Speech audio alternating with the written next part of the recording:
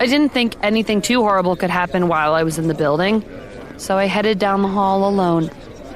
I was so lost in my thoughts about Mom, and trying to avoid thinking them, that I didn't pay attention to the footsteps around me. I didn't realize how closely I was being followed until I stumbled backward to dodge a frog that had hopped into the middle of the hall of all places. My unsteady feet set me bumping into a body right next to me. Watch where you're going. Walk much, klutz? I spun around and found myself faced with 3 girls. They all looked vaguely familiar, but the only one I was sure of was the slim girl in the middle with the cascade of chestnut brown hair. As she peered down her arched nose at me, a flash of memory rose up. Her hanging so close by Ansel, he'd splashed her coffee onto me. I'd seen her before with him too, hadn't I? She was carrying a bottle of water today rather than a coffee cup.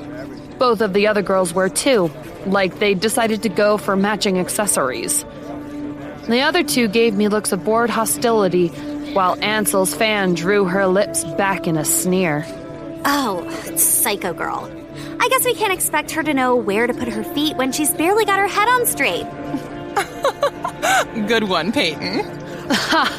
So this was the Peyton who'd been making up new rumors about me. As if the shit already being talked about hadn't been smelly enough. I couldn't summon even a flicker of surprise. The girls were acting like they hadn't known who I was until I'd turned around. I couldn't help but thinking it was an awfully big coincidence that they'd been sauntering along so close behind me that they hadn't been hoping for an opportunity like this.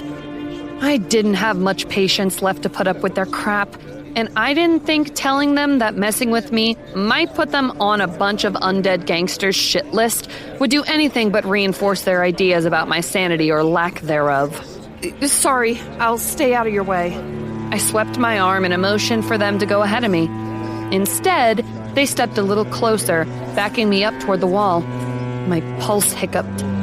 I could have hollered for Jet, and I'd bet he'd stayed close enough to hear me and come running. But then, I'd be making even more of a scene over a few girls who were just looking to flash their claws around. I could fight some kind of battles on my own. Peyton waved her bottle at me aggressively enough that a little water spurted from the mouth and splashed my shirt. You'd better stay away from Ansel from now on. Why? Does he belong to you or something? He doesn't belong to anybody, even if you're trying to warp his mind with your craziness. I'm pretty sure he makes his own decisions. Why don't you go tell him to stay away from me? I'm sure that'll go really well. Bitch! My last nerve frayed.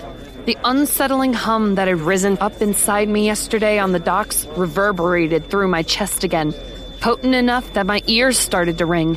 My breath snagged in my throat.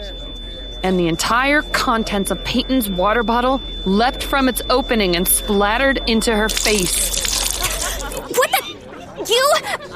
I didn't do anything. I didn't touch it. You did something. She hustled off toward the nearest washroom with her lackeys in tow. The hum had quieted, but now my nerves were jangling in a totally different way. I hadn't done anything on purpose.